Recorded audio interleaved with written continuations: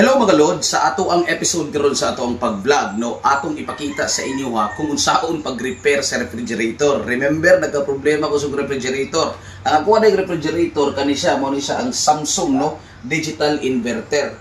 Now, akong itry og fix kining akong refrigerator kay paminaw gid nako, dili gid siya daot kay mo andar pa man ang kompresor.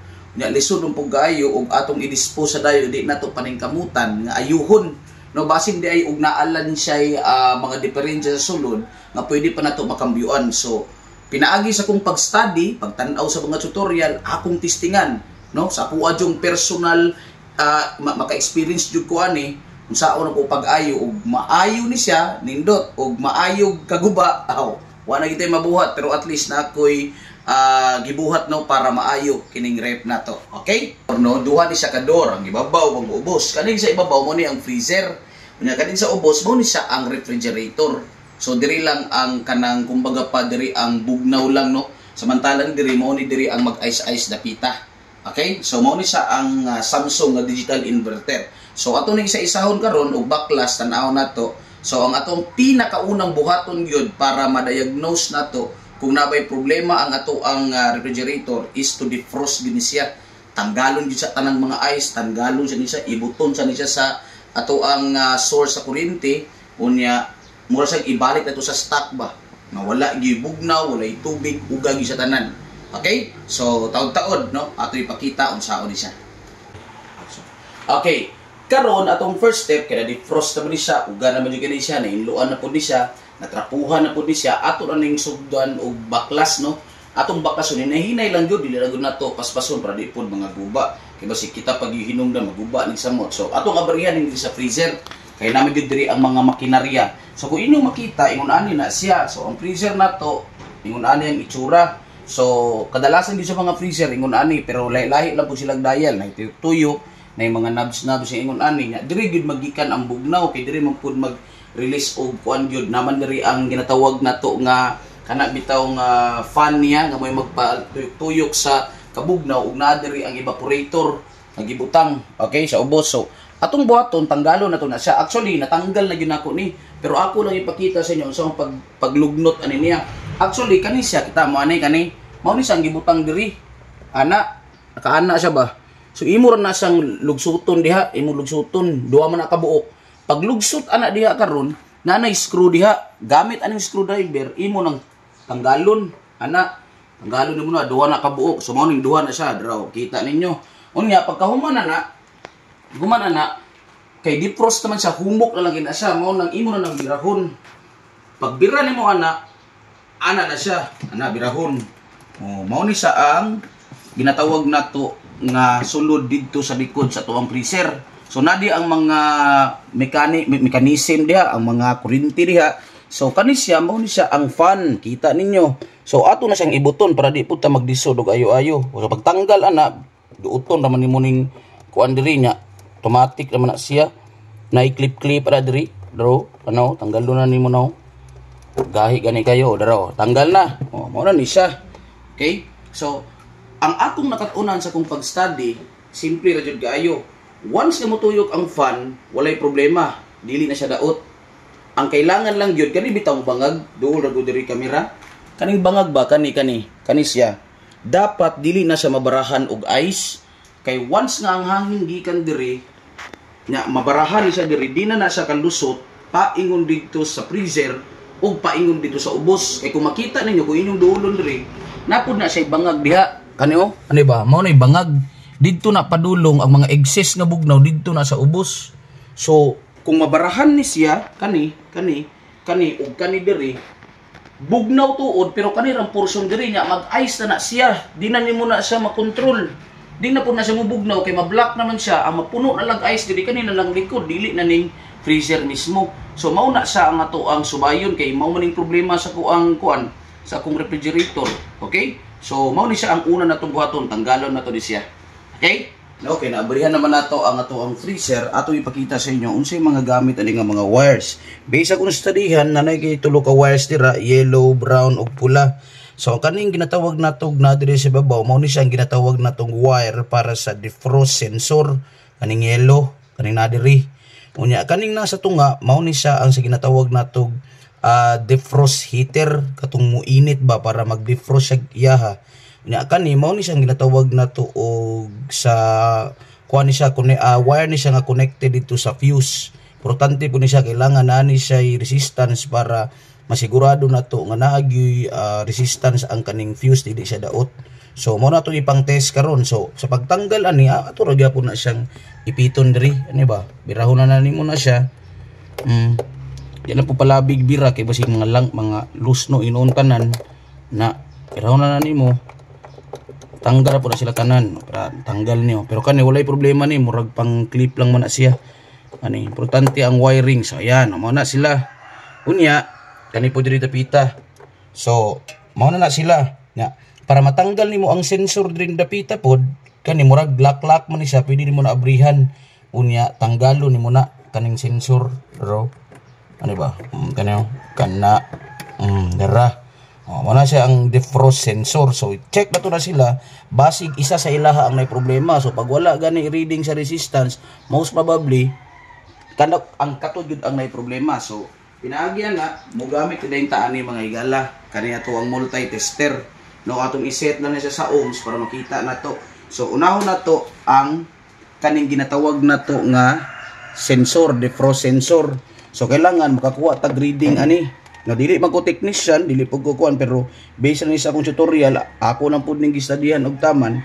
So based dito sa akong nakatunan, kailangan maka-read ta diri sa ginatawag natog defrost sensor og mga naa sa mga 3 to 4 ohms. So ato na nang giset na diha, na tan-aw na to og nabigid siya resistance or wala. So ang uban ginabuhat ana, ginabutang na diri. Ana tang sa diha, butang po ni muna dara, tanawa ang reading. So wala gyud siya nidagan, di ba no? So para masigurado na to atong baliktaron diri ta sa pikas, diri kay dinyong tumoy gyud niya kung asa nagaagi ang kuan. So atong testingan ani ina diri pod tanawa daw ang reading kung udagan ba. So wala gyud taon siya nidagan.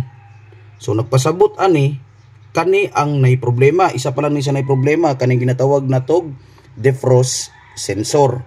So ato ta sa lain. Okay, diri ta sa ginatawag na to og kaning defrost heater, kaning brown nga wire. So ato ning testingan para makita ninyo ang kalainan sa naay resistance ug wala. So diri ta butang nato na diri ana unya. Sa dali lang nga plaster ato diri ana. Butang nato na siya diri sa tumoy kani. Kana punya ato po ni siyang iduot diri dagamay. Tanaw na to kung pila ang ma-read niya. I-change din nato ni into 100 para dali ra kailangan makakuha sa mga kuan. Okay, 100 na. Okay. Diri ta. Okay. Tanaw na to ha. O di ba nidagan ang reading? Tanawa sa video. Okay. Ayan, o nidagan. So naasa sa mga 400. O yan, tama ra gid na siya. Ibig sabihin ang atong heater walay problema. Okay? So diri na pud ta sa ginatawag na tog buffer. Aning buffer ba sa fuse. So tanaw na to og mudagan ba ni pag nay resistance ni, okay kayo. Pag wala, mao nay problema. Problema pud na siya kung fuse pod. Tanaw na to ha. O tura ni dagan. Okay? Tura ni dagan so nay resistance oh. Buffer na siya, buffer. Okay? So mao na. Okay? Ana. So, ibig sabihin, okay ato ang fuse, okay po ato ang heater. So far, diri sa babaw, itong nakita, ang problema gyud is ang ato ang defrost sensor. Kay, naga-ice build up naman siya. So, siguro, di na siya makasense nga bugnaw na kayo, kay guba na siya, mao nang di pod kaandar ang iyang heater. Mao nang dili matunaw. Kay, supposed to be, ang kaning mga no frost nga mga refrigerator dili gina siya mag-ice kay automatic gina siya, wala gina siya ice build up, may tabo diha kay ingon ani naman ng mga inverter karon di para sa unang mga ref ba nga baga kay mga ice kay walay mga heater. So karon na may heater mao na siya. So ato pong i-test din sa ubos. So the same. Okay, this time karon mga higala ato na pong i-test ning nasa ubos no, gibaklas naman ato na. So ato i-test kung nabay resistance no. So atong iset ang ato ang multi-tester sa times 10 ohms. Tanaw na to og nabay tao. Wala na. May dagan. So, nasa mga 20. Okay ra siguro ni. Oh, siguro lang. Kaya di man ko technician, no? Pero, kani, di pa nakaganina sa defrost sensor, gamay ra jud kay grading, nga di jud kaabot sa kuan ba, base ako ang nakatunan. So, dapat, maabot mo siya 4K or 400 something. So, kani, okay ra po ni, kinaram ni sa ubos. So, ito lang i-test niya po, galing isa. Na, 10. Nasa. So, nasa mga 10. Okay. So far, okay rin siya. Nagagana na. Okay, mga lods, no? So, after na to, ma-check tanan ng mga wirings diri sa atong refrigerator, atong nakita na sa kanang gipang test na to diri, ang kaning yellow nga wire nga naa diri sa defrost sensor ang naay problema. Actually, undervalue jud kay siya, kay dapat makakuha data og reading nga 4 pataas nga ohms para sa defrost sensor. Pero undervalue siya, kay kung imo siyang i-try into times 10, mulihok lang sa gamay jud kaayo, so undervalue gid siya. So kaning the rest diri gikan diri sa heater, kaning iyahang fuse, wala tay problema. Even diri sa ubos, no, diri sa ubos, o ato pong na-check, wala may problema ang fan motor, kaya nagatuyok ba dito siya, may reason nga nung tingog-tingog to siya, tungod kay nabangga-bangga na siya sa ice build up diri sa likod. So ana lang, so makapalit bata og sensor? Yes, makapalit ang sensor. So nabalaan man ako nga kani ang daot, ma-test gyud kung tama gyud ako ang diagnostics, kung pagkambyo na to og sensor, mubalik gid sa dati niyang bugnaw o automatic defrost siya. So wala na siya ice build up nga may tabo diri. So atong i-try, mag-order sa ta, maghimo lang kog vlog after na ko matawod ang bag-ong sensor, then we'll see kung mabalik siya sa dati. Pero karon kung ako ning itaod karon diri tanan, actually mubugnaw gyud gihapon ni siya. Wala may problema ang refrigerator. Okay? Maliban lang gyud aning defrost nga sensor niya. So, ibig sabihin, kung ako ning ibalik tanan, isaksak na po na ako ni, mubugnaw ni siya, mubalik sa dati, pero after siguro mga 1 week, 2 weeks, 3 weeks, siyang kabugnaw, tungod siyang kabugnaw, mag-ice build up na po siya diri. Unya, mubalik na po ito yung sintomas nga, dili na po siya makapabugnaw sa ubos, o mawala na po ang bugnaw diri kay matabunan naman tong mga bangag nga agianan sa hangin. So, ingon ana ang iyahang sistema diri.